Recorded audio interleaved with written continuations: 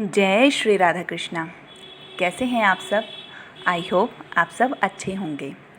आज मैं आपके लिए बिहारी जी की एक ऐसी दिल छूने वाली सच्ची घटना लेकर के आई हूँ जिसमें आपको पता चलेगा कैसे उन्होंने अपने भक्त की सूनी गोद को हरा भरा कर दिया, कैसे उन्होंने अपने भक्त की इच्छा को पूरा किया। तो उससे पहले एक जयकारा जरूर लगाएंगे। बोलो श्री वृंदावन बांके बिहारी लाल की जय, मोर मुकुट बंसी वाले की जय, मेरी बरसाना वाली श्यामा श्याम की जय। तो आइए शुरू करते हैं। कोई सच्चे दिल की आस तो कोई अरदास लेकर हमारे बिहारी जी के पास जाए तो वह उसे ज़रूर ही पूरा करते हैं। बस सच्चा होना चाहिए भक्त का भाव, और दिल सच्चा और विश्वास मजबूत होना चाहिए। श्री धाम वृंदावन में श्री बांके बिहारी जी के द्वारा किए गए चमत्कार बहुत प्रचलित हैं। भक्तों ने अपने जीवन में कभी न कभी उनका अनुभव अवश्य किया है। ये सभी मात्र कहानियाँ नहीं हैं, जीवन की सच्चाइयाँ हैं। आपको लगता होगा कि कहानियाँ नहीं, ये जीवन की सच्चाई है जो उनका सच्चा भक्त है उनके साथ घटी हुई। आज इस वीडियो में मैं आपको माँ गायत्री का अनुभव बताती हूँ। बिहारी जी उनके मन की सबसे बड़ी इच्छा को कैसे पूरा किया। ये बात सन 1964 की है। मुरादाबाद ज़िले में एक परिवार था। परिवार में वृद्ध माता पिता और उनका इकलौता बेटा राम सिंह और उनकी पत्नी गायत्री थी। राम सिंह और गायत्री की कोई संतान नहीं थी। गायत्री 8 साल में भी बच्चा न होने से बहुत दुखी रहती थी। उनके मन में बस एक ही यही कामना थी कि कैसे भी करके उनकी गोद हरी भरी हो जाए, उनको भी एक बालक की प्राप्ति हो जाए। कृष्ण प्रेमी और कृष्ण भक्त तो वे थी ही बचपन से। उनका सादगी भरा जीवन, सबकी मदद करने वाली, अपने सास ससुर पति का जी जान से ख्याल रखती थी, ऐसा उनका व्यवहार था, ऐसा उनका नेचर था। वो इसको अपना परम धर्म मानती थी। गायत्री कभी भी वृंदावन नहीं गई थी। सुना बहुत था वृंदावन के बारे में, बिहारी जी के बारे में हमारे, बट वहाँ कभी गई नहीं। वहाँ के बारे में कभी जाने का सौभाग्य भी नहीं मिला। एक बार पड़ोस की कुछ महिलाएं समूह बनाकर वृंदावन घूमने जा रही थीं। उन स्त्रियों ने गायत्री से पूछा, गायत्री तू भी चल हमारे साथ वृंदावन, श्री बांके बिहारी जी महाराज के दर्शन करना और अपनी मनोकामना श्री बिहारी जी के चरणों में रखना। उनकी कृपा होगी तो तेरी भी मनोकामना पूरी हो जाएगी। अब गायत्री के मन में फिर से आशा के फूल खिलने लगे।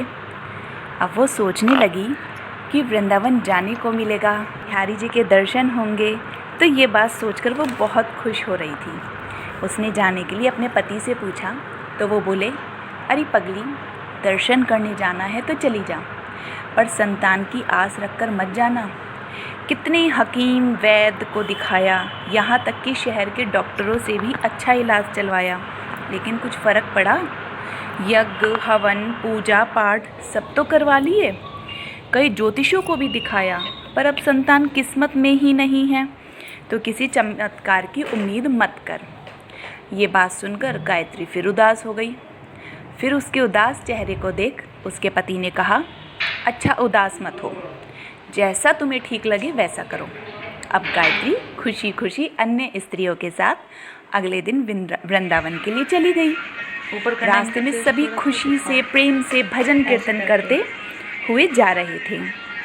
गायत्री के मन में श्री बिहारी जी के दर्शनों की बहुत व्याकुलता हो रही थी, बहुत एक्साइटमेंट हो रही थी कि कब बिहारी जी के दर्शन होंगे, कैसे होंगे।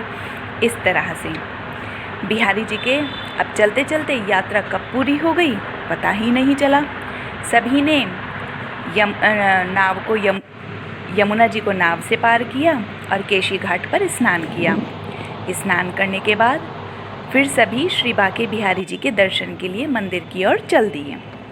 गायत्री श्री बिहारी जी महाराज को भेंट करने के लिए एक माला ली और फिर मंदिर में प्रस्थान किया।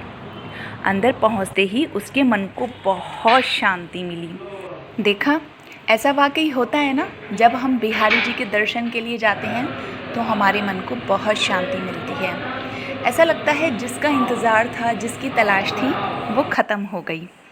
गायत्री के साथ भी ऐसा ही हुआ।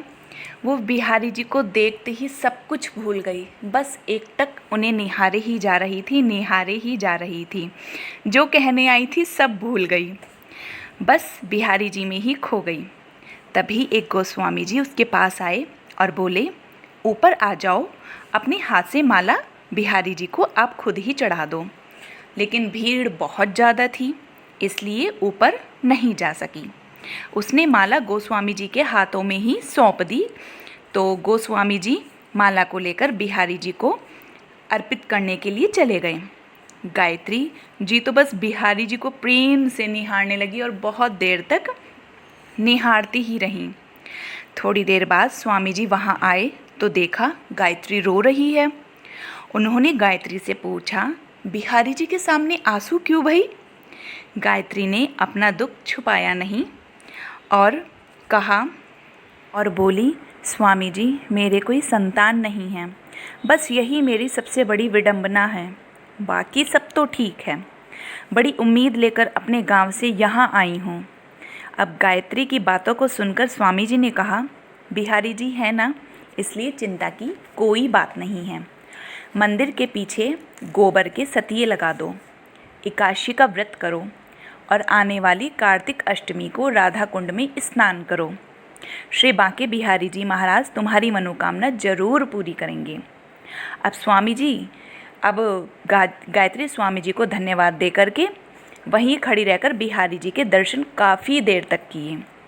फिर अन्य स्त्रियों के साथ मंदिर की परिक्रमा करने के लिए चली गईं।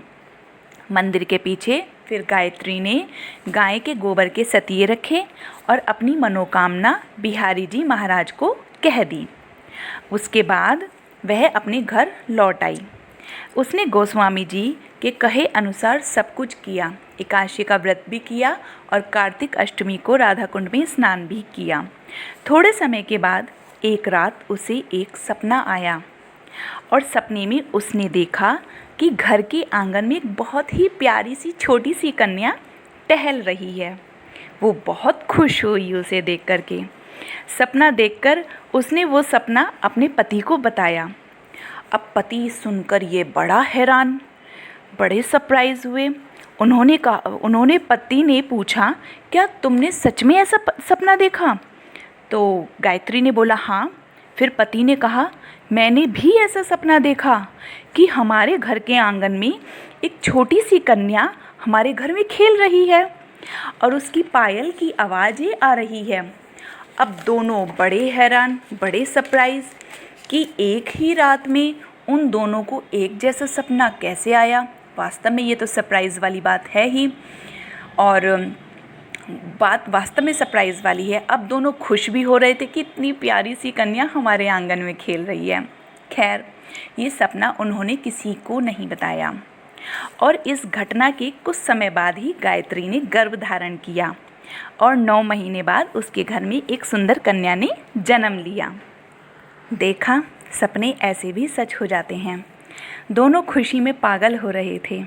श्री बांके बिहारी जी की कृपा उन पर ऐसे होगी, ये उन्होंने कभी भी नहीं सोचा था। दोनों खुशी में पागल हो रहे थे, ये उन्होंने कभी भी नहीं सोचा था। गायत्री को बिहारी जी के सामने अपनी प्रार्थना रखे अभी 1 साल भर भी नहीं हुआ था और बच्चा उसकी गोद में था। कन्या के जन्म के बाद दोनों पति पत्नी अपनी बेटी के साथ श्री बांके बिहारी जी के दर्शन के लिए वृंदावन आए। उन्होंने बिहारी जी के बहुत बढ़िया दर्शन करे और अब मंदिर पहुंचकर गायत्री को गोस्वामी जी से मिलने की आशा जगी। मंदिर प्रांगण में उन गोस्वामी जी को देखने लगी जो 1 साल पहले मिले थे। अब वे गोस्वामी जी उसे दिख भी गए देखते देखते। गायत्री गोस्वामी जी के चरणों में गिर पड़ी और कन्या को गोस्वामी जी की गोद में देते हुए कहा, स्वामी जी, बिहारी जी की कृपा और आपके आशीर्वाद से मुझे यह कन्या प्राप्त हुई है। मेरी सोनी गोद हरी हो गई है। गोस्वामी जी ने उस कन्या को देखा और फिर श्री बांके बिहारी जी महाराज को देखा। कन्या को दहलीज की तरफ झुकाया और प्रणाम करवाया छोटी सी बच्ची से। और गायत्री को श्री बांके बिहारी जी महाराज की माला प्रसाद आदि दिया। दोनों गोस्वामी जी को प्रणाम किया दोनों ने और मंदिर से बाहर आ गए। गोस्वामी जी सोचने लगे, श्री बांके बिहारी जी महाराज ने ऐसे ना जाने कितने ही चमत्कार अपने भक्तों के साथ किए हैं, मनोकामनाओं को पूरा किया है। पिछली बार देखो जब ये स्त्री आई थी तो कितनी निराश थी, और अब बिहारी जी की कृपा से इसका घर आंगन सब हरा भरा हो गया। आप तो इसी चमत्कार के साथ बोलिए श्री वृंदावन बांके बिहारी लाल की जय, मोर मुकुट बंसी वाले की जय, मेरी बरसाना वाली श्यामा श्याम की जय। अगर आपको मेरी इस वीडियो ने ज़रा सा भी आंखें नम करी हो, ज़रा सा भी कान्हा के लिए प्रेम को और पक्का करा हो, विश्वास पक्का करा हो, तो प्लीज़ मेरी इस वीडियो को लाइक कीजिए और ज़्यादा से ज़्यादा शेयर कीजिए और चैनल को सब्सक्राइब कीजिए। Thanks for watching. Hare Krishna.